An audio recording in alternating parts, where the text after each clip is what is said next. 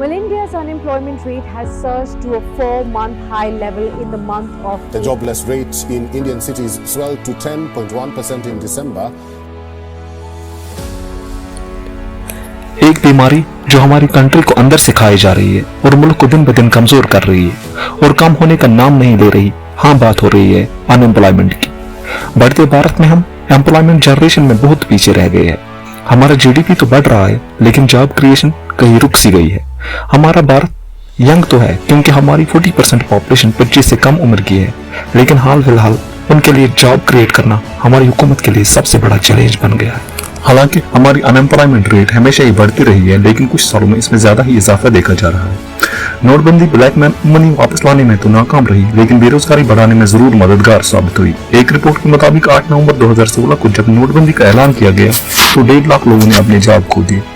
नोटबंदी तो असर दिखा रही थी, लेकिन गवर्नमेंट ने फिर से एक स्ट्रेटेजिक स्टेप लिया और 1 जुलाई 2017 को जीएसटी इंट्रोड्यूस कराया। बहुत सारे छोटे बिजनेस जो ऑलरेडी नोटबंदी की वजह से स्ट्रेस में थे बंद होना शुरू हो गए, क्योंकि जीएसटी स्ट्रक्चर उनकी समझ से बाहर था।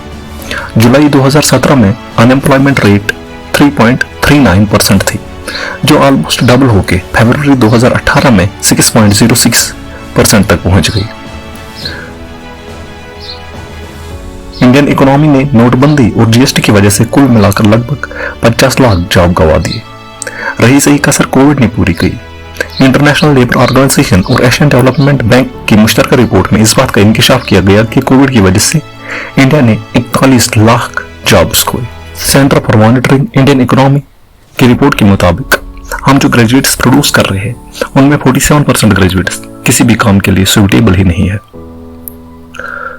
इस डाटा के मुताबिक जो लोग कभी स्कूल जाते ही नहीं है उनमें अनएम्प्लॉयमेंट रेट कम रहती है, जो कि 1.8% रहती है, और जो लोग 5th स्टैंडर्ड तक पढ़ते हैं उनमें अनएम्प्लॉयमेंट रेट और कम होकर 1% हो जाती है। लेकिन जो लोग 6th से 9th तक स्कूल जाते हैं उनमें ये रेट बढ़कर 1.6% हो जाता है। अगर आपने 10 से 12वीं तक पढ़ा है तो ये अनएम्प्लॉयमेंट रेट बढ़कर 10.9% तक पहुंच जाती है, और हद तो तब होती है अगर हम ग्रेजुएट्स का डाटा एनालाइज करें तो ये रेट 17.2% तक पहुंच जाती है। हमारी अनएम्प्लॉयमेंट रेट लगातार बढ़ रही है। जनवरी में हमारी अनएम्प्लॉयमेंट रेट 7.14% थी, जो फरवरी में बढ़कर 7.45% तक पहुंच गई, और अप्रैल में इसने 8.5% की पीक अचीव की। लेकिन अप्रैल 2024 में 8.5% टच करने के बाद मई में ये कम होकर 7.7% पर पहुंच गई।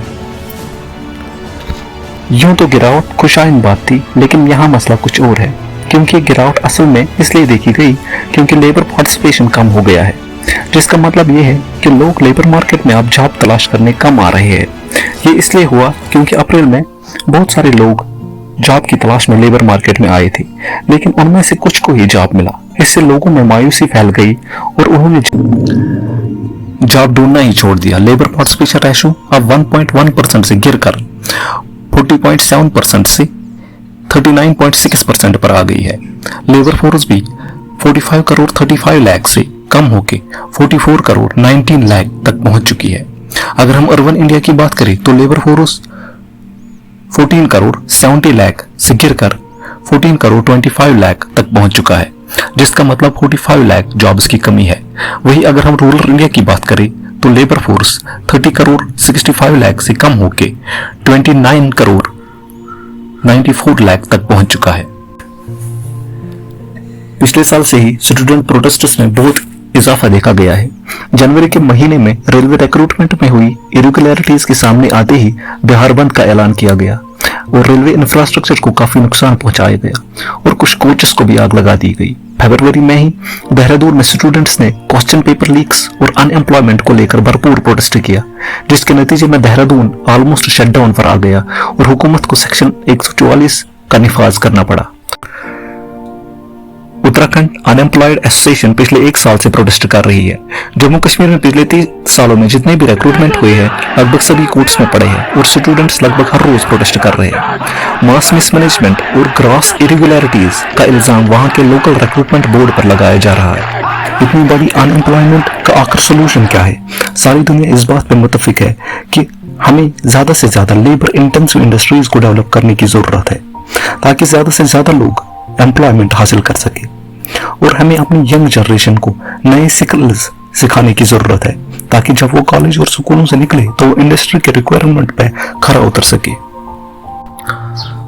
हमारी हुकूमत भी इस प्रॉब्लम की सोल्यूशन के लिए हैवी और लेबर इंटेंसिव इंडस्ट्रीज लगाने की कोशिश कर रही है। स्मॉल स्केल इंडस्ट्रीज को बढ़ावा देने की कोशिश की जा रही है और नई एजुकेशनल पॉलिसी के तहत वोकेशनल एजुकेशन पर मजीद जोर डाला जा रहा है और बहुत सारी योजनाओं और स्कीम्स इंप्लीमेंट की जा रही है, जिनमें खासकर प्रधानमंत्री मुद्रा योजना, स्किल इंडिया मिशन, प्रधानमंत्री गरीब कल्याण योजना काबिल जिक्र है। जो रिक्रूटमेंट हो रही है उनमें टाइम ड्यूरेशन को कम करना ही होगा।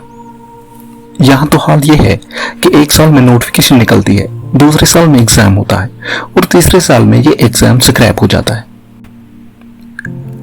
आखिर इतना बड़ा स्कैम और मजाक हमारे यूथ के साथ क्यों हो रहा है? जरूरत इस बात की है कि हुकूमत इस मसले को ज्यादा संजीदगी से ले, क्योंकि ये हमारे यूथ का सवाल है। जो हालात लेबर मार्केट में दिखाई दे रहे हैं, इनसे साफ लग रहा है कि अगले इलेक्शन में सबसे अहम और बुनियादी मसला अनएम्प्लॉयमेंट का होगा।